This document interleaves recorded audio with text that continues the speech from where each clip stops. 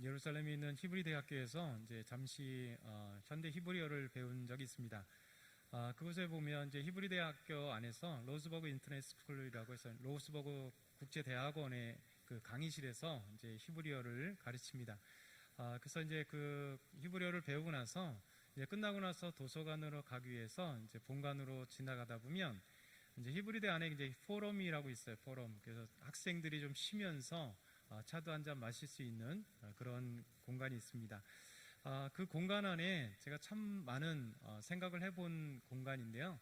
그 공간 안에 보게 되면 이제 히브리대 교수 아니면 그 출신 노벨상 받은 사람들이 이렇게 달려 있습니다. 그러니까 그 사진들이 한 7명이 이렇게 달려 있어요. 그 중에 이제 히브리 대학교에서 와서 강의했던 이제 아인슈타인도 있고, 히브리 대학교에서 지금 현직 가르치면서 노벨상을 받은 사람, 또 히브리대 출신인데 그 학교에서 이제 그 노벨상을 받은 사람, 이렇게 해서 7명이 이렇게 달려 있어요. 그 중에 이제 8명째 빈 공간으로 이렇게 공간이 남아 있습니다. 여러분, 무엇을 의미할까요? 왜 빈 공간으로 남겨졌을까? 사실 그것을 보면서 항상 느껴진 거가 있어요. 무언의 그 도전이다라는 생각이 들어요. 그리고 무언의 영감이다. 그 무언의 교육이다라는 생각이 듭니다.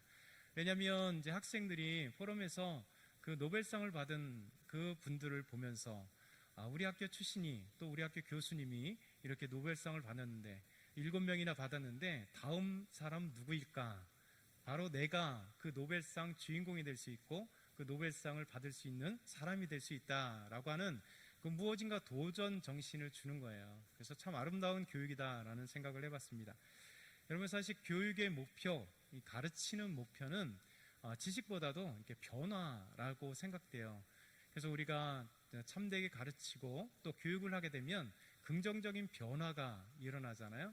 그래서 사람들이 지식을 얻는 것이 교육의 목적이다, 가르치는 목적이다 라고 생각할 수 있지만 더 중요한 것은 변화라는 것이 참 중요하다 생각됩니다. 삶의 변화, 인생의 변화, 어떤 변화를 통해서 긍정적인 삶의 모습들이 되는 것이 중요하다 이렇게 생각됩니다. 전에 전주대학교에서 3년 동안 개공교수로 있었습니다. 그래서 전주대학교를 섬겼는데요. 그 전주대학교는 기독교 재단의 학교예요. 그래서 미션 스쿨이라고 하죠. 기독교 재단의 학교, 또 신학대학원이나 이렇게 미션 스쿨 대학교들은 한 가지 하는 게 있습니다. 그게 뭐냐면 채플, 예배를 드리는 거예요. 그래서 반드시 대학을 졸업하려고 하면 이 채플을 통과해야 됩니다. 그래서 채플은 점수가 나는 과목이 아니라 패스 과목입니다. 그래서 반드시 그 채플을 이수를 해야지만이 졸업을 할 수 있습니다. 그런데 문제는 이 채플들이 이 신학대학은 또 다르겠지만 일반 기독교 재단의 학교, 미션 스쿨의 대학교들은 이 채플이 사실 유명무실합니다. 그냥 패스하는 과목에 불과하고 그 채플이 예배에 있다 보니까 수업 시간을 중간에 하다가 예배를 드리니까 그냥 어쩔 수 없이 와서 앉아 있는 거예요. 그래서 채플을 드리면서 진짜 학생들이 하나님께 온전한 예배를 드린다, 아니면 그 삶을 통해서 변화받는 그런 예배, 또 하나님 말씀을 도전받고 예수 그리스도를 나의 주님으로 고백하는 그런 시간이 아닙니다. 그래서 채플들은 대부분 다 이렇게 그냥 패스하기 위해서 어쩔 수 없이 통과해야 되는 일례. 그러다 보니까 채플에 와서 예배를 드리는데 다 학생들이 그냥 졸고 있는 거예요. 다 졸고 그냥 귀찮아서 그 시간 빨리 갔으면 좋겠다 이렇게 생각을 합니다. 그러다 보니까 이제 전주대에서는 이제 큰 결단을 했어요. 이렇게 해서는 안 되겠다라는 생각이죠. 왜냐하면 학생들에게 그냥 예배를 강요하고 예배를 들으면 무슨 의미가 있을까? 예배를 통하여 하나님 만났으면 좋겠고 이 학생들이 예수 믿었으면 참 좋겠다라는 생각을 갖고 큰 결단을 했습니다.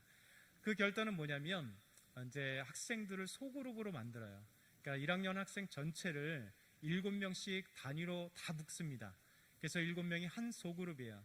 그래서 이 소그룹이 대강당에서 한 20개에서 30개 정도의 소그룹, 7명씩 소그룹이 다 각자 앉아서 각 리더가 7명의 학생들을 한 명의 리더가 있습니다. 그 리더들이 이제 같이 전체 인도하면서 그 리더와 함께 성품 교육을 해요. 그래서 1년을 꼬박 이 채플을 해야 되는데 매주 1시간씩 한 학기를 합니다.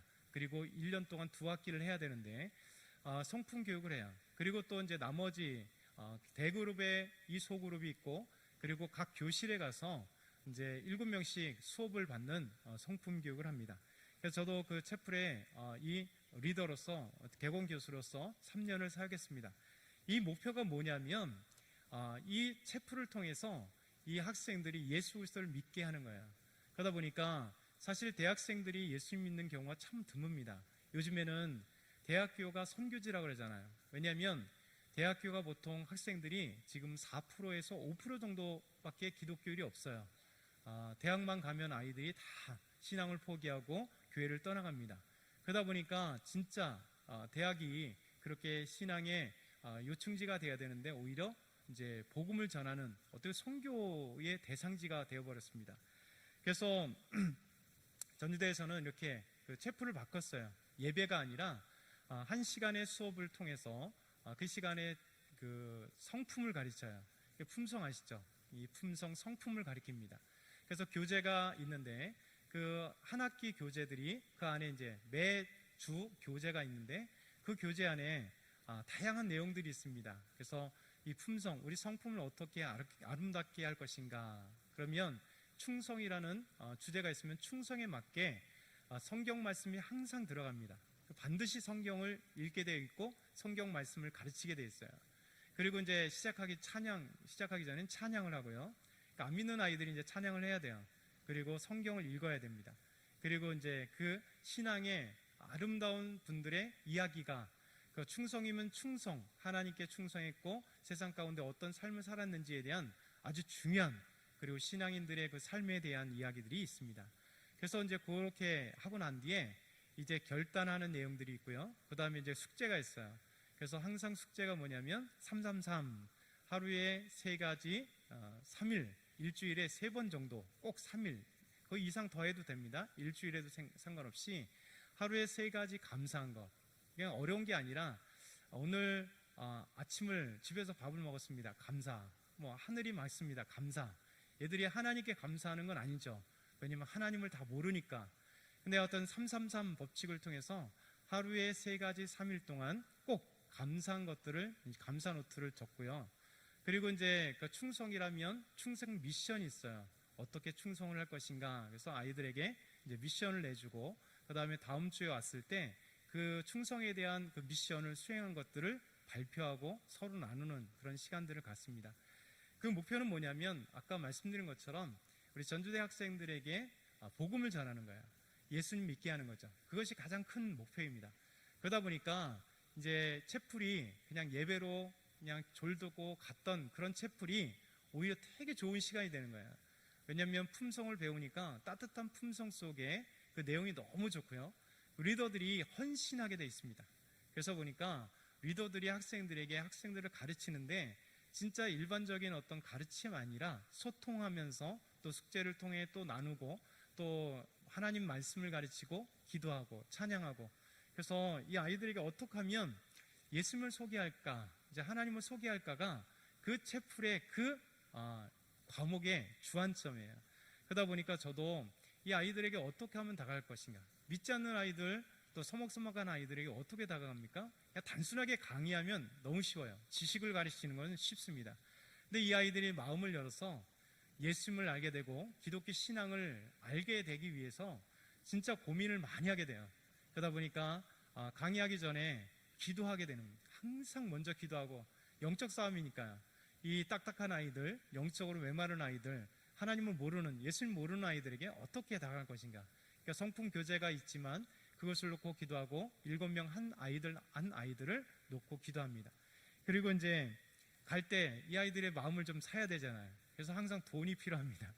그래서 이 아이들 7명 아이들에게 2클래스를 맡으면 14명의 아이들에게 매주마다 이제 그 커피를 사는 거예요. 제가 이제 가지고 가는 거죠. 전화해서 카톡으로 너희들 뭐 먹고 싶니? 이렇게 들고 갑니다. 그러니까 그럼 14개면 얼마나 되겠습니까? 2클래스를 맡으면, 또 1클래스를 맡으면 7개. 매주마다는 아니더라도 거의 매주마다 차를 사고 커피를 샀어요. 아니면 간식, 물에도 사고 그렇습니다. 그 다음에 이제 한 학기에 한 번은 MT가 있어요. 1박 2일 가야 되는데 제가 잘 못 가서 이제 아이들에게 라라콜스트나 이런 좋은 곳에 가서 이제 아이들에게 이제 식사를 다 또 대접해야 되는 그런 코스가 있습니다. 그러면 이제 한 학기가 다 지나가면 놀라운 변화들이 일어나요. 어떤 변화가 일어나면 우선 이제 한 학기의 이제 마지막에 평가가 주어지죠. 그 평가를 하게 되면 항상 그 리더들에게, 때로는 교수들 아니면 일반 평신도 리더들이기 때문에 개공 교수로 임명받은 분들은 또 개경 교수로 아이들에게 학교에서 그렇게 주는 거예요. 개공 교수를 임명해서 아이들이 그냥 목사님이라고 하기보다는 자기 교수기 때문에 교수님으로 칭하면서 학교에서 임명받은 교수기 때문에 아이들이 이제 더 다가갈 수 있도록 그리고 권위를 세워주는 겁니다. 그러니까 이 아이들에게 그렇게 이제 되면 좋은 평가가 당연히 나오죠. 그래서 항상 평가에 좋은 평가들이 나옵니다.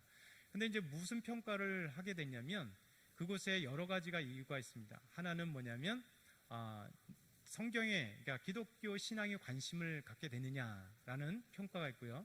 자기들 쓰는 거예요. 예나 아니냐. 그 다음에 이제 나를 위해서 기도해 줬으면 좋겠다라고 하는 평가가 있어요. 그러면 예스냐 노냐. 그러면 기도해 주고 싶은 사람, 또 교회에 나가고 싶은 사람 있냐, 예스냐 노냐.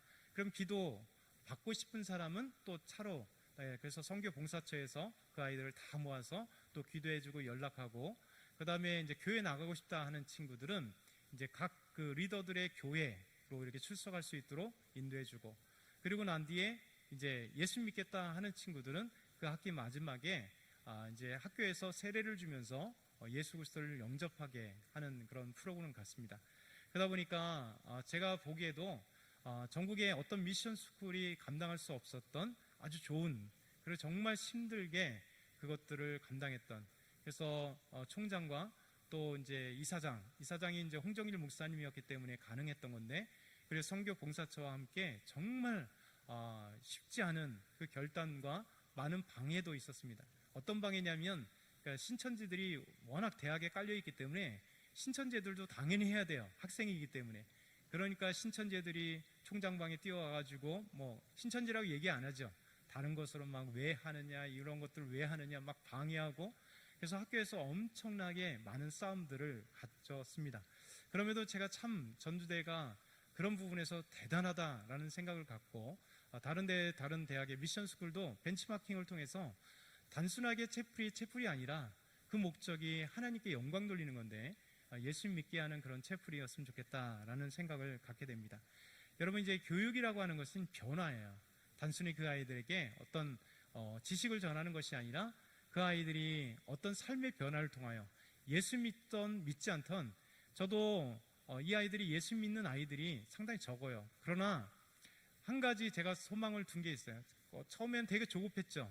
왜냐하면 예수 믿는 아이들이 있어야 되는데, 그런데 한 학기를 열심히 섬겼는데도 불구하고 나 예수 믿겠습니다 라고 하는 아이가 없어요. 그럼 되게 실망이 되잖아요.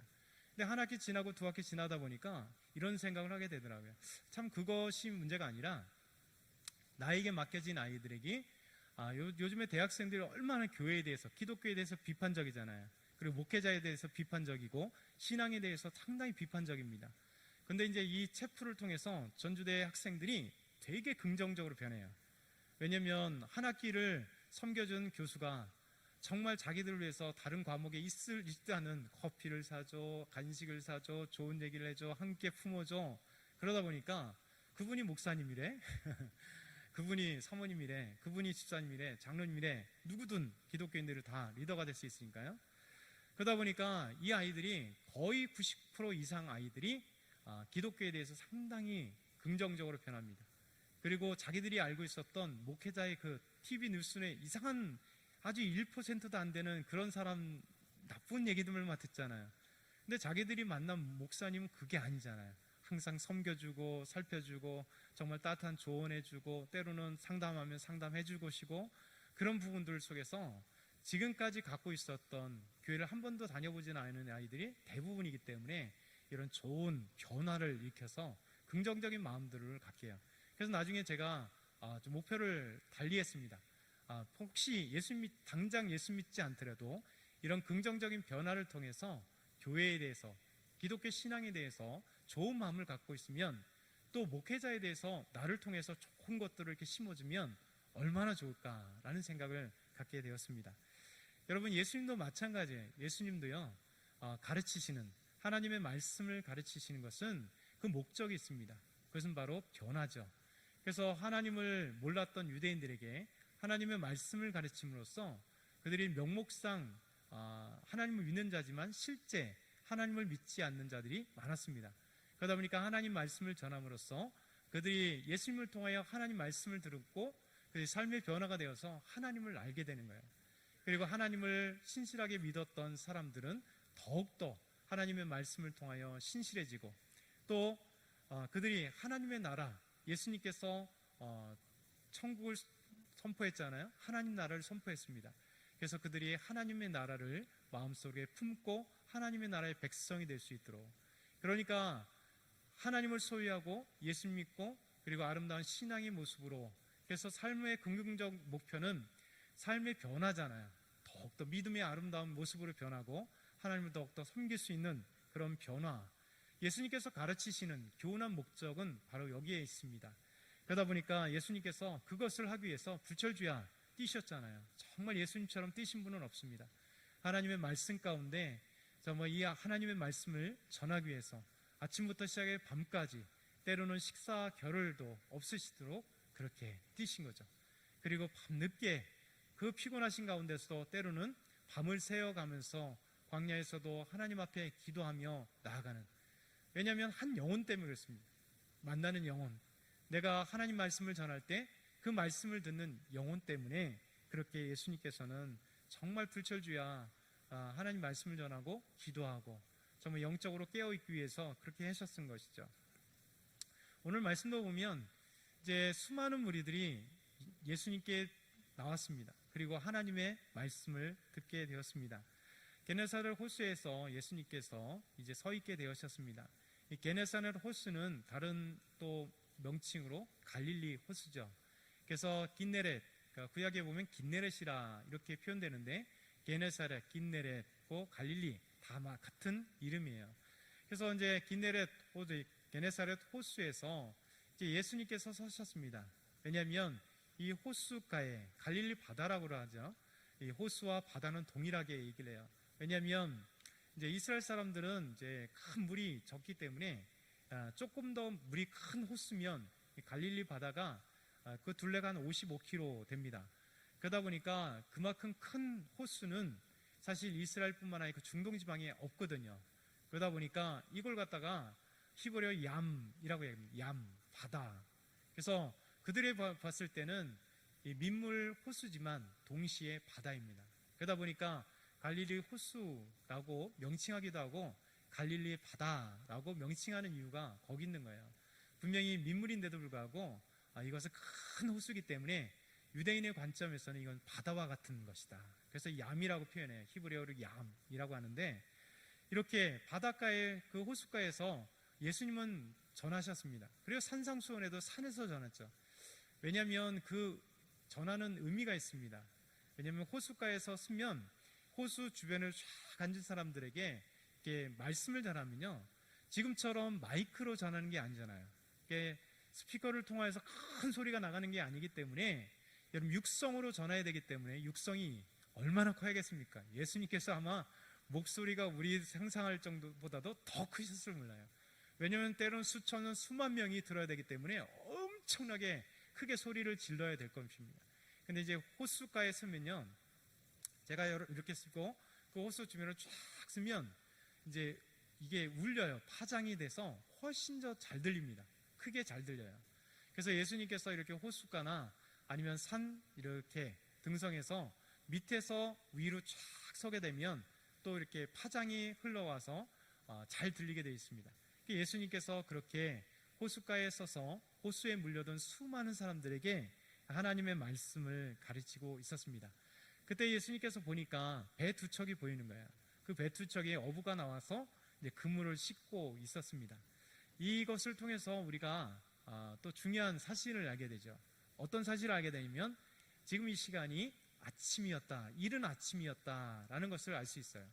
왜 그러냐면 이제 어부들은요, 고기를 언제 잡느냐면 밤에 나가서 그물을 던집니다.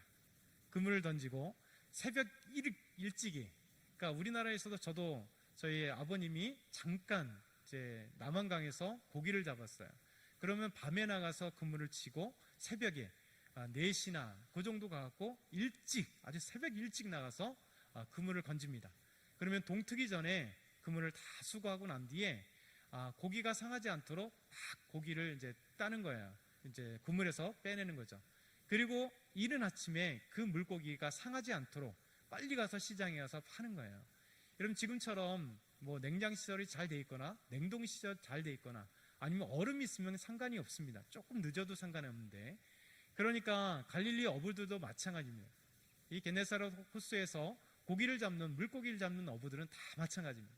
밤에 가서 그물을 던지고 그리고 새벽 일찍 그물을 가져와서 그곳에서 고기를 따고 그 다음에 아침 일찍 시장에 가서 고기를 팔고 난 뒤에, 그리고 난 다음에 고기가 이제 상할 이유가 없으니까 그때 그물을 씻고 이렇게 틀어진 그물을 손질하는 거예요. 그러니까 예수님께서 이 어부가 그물을 손질하고 있을 때, 그러니까 아침 일찍이라는 거예요. 그만큼 예수님께서 아침 일찍부터 이 게네사렛 호수에 수많은 무리가 예수님의 말씀을 들어나왔고 예수님은 아침 일찍 말씀을 전했다는 것입니다. 그러다가 예수님께서 한 가지 좋은 방법을 생각하신 게, 그 배를 보시고 그 배에 가서 이제 호숫가에 조금 뛰기를 원하셨던 겁니다. 왜냐하면 호수에서 조금 뛰면 그 물에서 바다에, 그 호수를 좀 더 들어가면 더 많은 사람에게 더 확실한 메시지가 전달되는, 그렇기 때문에 그곳에 그물을 씻고 있었던 시몬을 보게 됩니다. 베드로를 보게 되었죠. 그러면서 베드로에게 배를 조금 뛰기를 청하고 그 배에서 앉아서 예수님께서 이제 말씀을 가르치셨습니다. 여러분, 오늘 말씀의 그 첫 번째 요지는요, 변화는 말씀을 들음으로써 일어난다라는 거예요. 여러분, 오늘 말씀 보니까 5장 3절 하반절에서 5절 말씀 이렇게 말씀합니다. 앉으사 배에서 무리를 가르치더니 말씀을 마치시고 시몬에게 이르시되 깊은 데로 가서 그물을 내려 고기를 잡으라. 시몬이 대답하여 이르되 선생님, 우리들이 밤이 새도록 수고하였을 때 잡은 것이 없지만은 말씀에 의지하여 내가 그물을 내리다 하고. 여러분, 예수님께서 베드로를 발견하고 그에게 배를 띄기를 청했고 그곳에서 앉아서 이제 해변가에 있는 수많은 무리들에게 하나님의 말씀을 가르쳤습니다. 전했습니다. 그리고 난 뒤에 베드로에게 이런 말씀을 한 거죠. 여러분, 베드로는 놀랍게도 처음부터 끝까지 예수님의 말씀을 다 들을 수밖에 없었어요. 그리고 가장 가까이서 예수님께서 전하시는 하나님의 음성을 들었죠. 여러분, 분명히 이 말씀, 예수님께서 어떤 메시지를 전했는지는 누가복음은 기록하고 있지는 않습니다. 그럼 분명한 것은 이 말씀, 하나님의 말씀을 듣고 베드로가 놀라운 변화를 일으켰다라는 것을 우리에게 말씀하고 있어요. 여러분, 예수님께서 베드로에게 이렇게 얘기합니다. 4절에 깊은 데로 가서 그물을 내려 고기를 잡으라. 예수님께서 말씀을 다 마치시고 난 뒤에 그 배와 함께 탔던 베드로에게 깊은 데로 가서 그물을 내려 고기를 잡으라, 이렇게 말씀하셨습니다. 여러분, 베드로는 어부입니다. 갈릴리에서 자라서 어부로 자라서 지금까지 어부 생활했던, 그러니까 물고기는 그 누구보다도 잘하는 사람이 베드로예요. 여러분, 물고기는 아까 얘기했던 것처럼 언제 잡냐면 중요한 것은 밤에 그물을 던지는 거예요. 여러분, 왜 밤에 던지는지 아십니까? 낮에 던지면 물고기가 그물을 봐요. 그렇기 때문에 피해가는 거예요. 여러분, 요즘처럼 되게 나일론으로 해서 나일론으로 이렇게 만든 끈으로 하얗잖아요. 그래서 여러분, 그 그늘을 보면요, 거기가 하얘요. 민물은, 바닷고기는 좀 달라요. 깊으니까 이렇게 어망으로 이렇게 오니까 좀 다른데, 민물의 그 초코라 그러죠. 민물고기 잡는 그 그물을 한번 보셨나요? 하얗죠. 왜 하얄까요? 안 보이게 하기 위해서. 여러분, 이게 투명해야지 밤에 내려가면요, 그 그물이 안 보여요.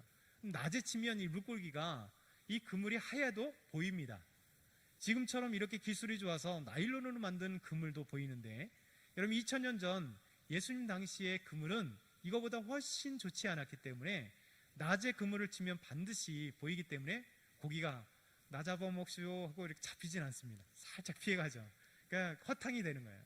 그러니까 이 어부들은요, 물고기를 잡기 위해서는 반드시 밤에 칩니다. 이것은 민물고기도 마찬가지고 바다도 마찬가지입니다. 거의 밤에 고기가 잡게 되어 있어요. 두 번째는요, 여러분, 태양이 뜨게 되면 고기는요 깊은 데 있지 않습니다. 이 녀석들이 물가로 나와요. 여러분, 어부였던 베드로는요 이것을 모를 리가 없습니다. 너무 잘 알았어요. 그런데도 불구하고 베드로는요, 신기하게도 예수님께서 자기 배에서 말씀을 마치시고 난 뒤에 예수님께서 깊은 데에 가서 내려 그물을 던져라 라고 명령하는 즉시 베드로는 예수님의 말씀에 예스! 라고 대답합니다. 5절에 보면 선생님, 우리들이 밤이 새도록 수고하였을 때 잡은 것이 없지만은 말씀에 의지하여 내가 그물을 내리리다, 이렇게 말씀하고 있습니다. 여러분, 이것이 얼마나 중요한 말씀인지 모릅니다. 여러분, 베드로와 일행은 밤새도록 수고했대요. 그런데 물고기 잡은 것이 없다 말합니다. 여러분, 어부들도 항상 만선을 얻는 건 아닙니다. 때로는 물고기가 아무리 있는 곳을 잘 알지만 그곳에 그물을 던져도 물고기를 잡지 못한 허탕을 치는 날이 있어요. 바로 이때가 허탕을 친 것입니다. 밤새도록 우리가 물고기를 잡지 못했지만 말씀에 의지하여 그물을 던지겠습니다, 이렇게 얘기하는 겁니다. 여러분, 말씀에 의지하여 그물을 내리리다, 이것이 바로 말씀을 들은 베드로의 변화예요. 우리 삶의 진짜 변화는 어디서 나타나야 되냐면 하나님의 말씀을 받는 우리가 삶의 변화가 이렇게 됩니다. 우리의 이성이 아니고 우리의 경험이 아니고 하나님의 말씀에 순종함으로 우리 삶의 변화가 일어나야 된다라는 것을 오늘 본문을 통해서 우리에게 교훈하고 있는 것입니다. 여러분, 두 번째는 말씀의 순종은 기적을 일어나게 만듭니다. 여러분, 말씀의 순종은 기적을 일어나게 만들죠. 예수님께서 예루살렘으로 갔습니다. 예루살렘에 가서 시각장애를 만났죠. 근데 그 시각장애에게 놀라운 일을 행하셨어요. 침을 택 뱉더니 여러분, 진흙을 이겨서 그 시각장애의 눈에 이렇게 바르는 거예요. 그러면서 그 시각장애에게 뭐라고 얘기하냐면 실로암에 가서 씻으라, 이렇게 말씀하십니다. 여러분, 보통 이성적으로 생각하면 참 어리석은 일입니다. 그리고 이것은 바보스러운 일입니다. 왜냐하면 의사에 가서 치료를 받아라 라는 것도 아니고 가르침을 툭 뺐더니 진흙을 이겨요, 그리고 이렇게 발라요, 가라. 무슨 얘기일까요? 근데 놀랍게도 이 시각장애우는 이상한 행동이었음에도 불구하고 그는 예수님의 말씀에 순종하여 예수님께서 눈에 그렇게 진흙을 이겨요, 진흙을 바르고 난 뒤에 가라 하셨을 때 말씀에 순종하여 갔습니다. 그리고 실로암에 가서 씻었습니다. 말씀에 순종했을 때 놀란 일이 뭐냐면 여러분, 그 시각장애, 그 눈이 띄어졌다는 거예요. 이것이 놀라운 변화요, 말씀에 순종한 후 기적을 바라본 것입니다. 여러분, 말씀에 순종하여 그물을 내릴 때 베드로가 지금까지 어부의 경험으로, 어부의 지식으로 봤을 때는 지금 낮이 되었을 때, 태양이 떴을 때 깊은 데에는 그물이 없지만 말씀에 의지하여 그물을 내리리다 하고 함께 가서 그물을 던졌을 때 놀란 일이 벌어진 거예요. 6절과 7절을 보니까 그렇게 하니 고기를 잡은 것이 심히 많아 그물이 찢어지는지라. 이에 다른 배에 있는 동무들에게 손짓하여 와서 도와달라니 그들이 와서 두 배의 채움에 잠기게 되었더라. 여러분, 큰 물고기 떼가 잡힌 것입니다. 너무 많아서 그물이 찢어지게 되어서 동무들을 불러서 함께 두 배가 함께 협력하여서 여러분, 그 고기의 그물을 끌어안아서 고기를 담았더니 그 두 배에 고기가 가득하게 되는 놀라운 기적이 일어난 겁니다. 여러분, 말씀에 순종할 때 기적이 일어납니다. 말씀에 순종할 때 우리의 이성이 경험 그것을 초월하는 말씀에 순종할 때 하나님께서 기적을 일으켜 주시는 것입니다. 세 번째요, 말씀은 죄를 드러나게 합니다. 말씀은 죄를 드러나게 합니다.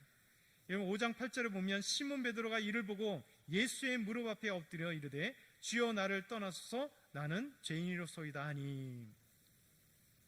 이 말씀에 순종하고 기적을 체험하고 난 뒤에 베드로가 기뻐하지 않았습니다. 야, 오늘 만선이다. 이것을 오늘 밤새도록 수고해서 고기 잡지 못했는데 어우, 만선이 되었다, 빨리 가서 팔아야지, 그런 기쁨을 갖고 돈 벌 생각 이런 것 한 게 아니에요.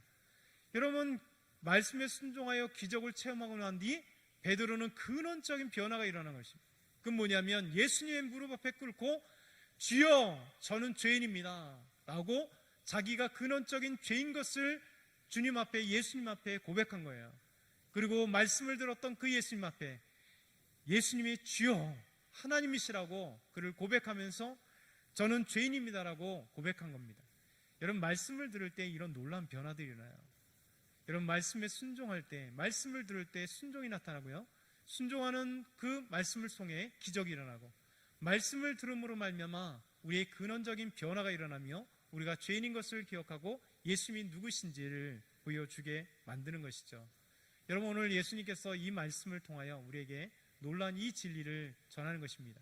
저와 여러분이 정말 하나님 앞에 나와서 말씀을 통하여 우리 삶이 변화되고 하나님 앞에 아름답게 주님을 만나고 기적을 체험하며 순종의 삶의 모습이 되기를 축원합니다. 사랑의 하나님 아버지, 감사합니다. 우리 삶 가운데 오직 주만을 바라보게 하심을 감사합니다. 말씀을 통하여 하나님 순종이 나타나게 하시고, 말씀을 통하여 변화되게 하시고, 말씀을 통하여 기적이 일어나게 하시고, 말씀을 통하여 우리가 죄인임을 고백할 수 있는, 예수님을 주님으로 고백할 수 있는 저희들 되게 하옵소서. 감사합니다. 예수 그리스도의 이름으로 기도드렸나이다. 아멘.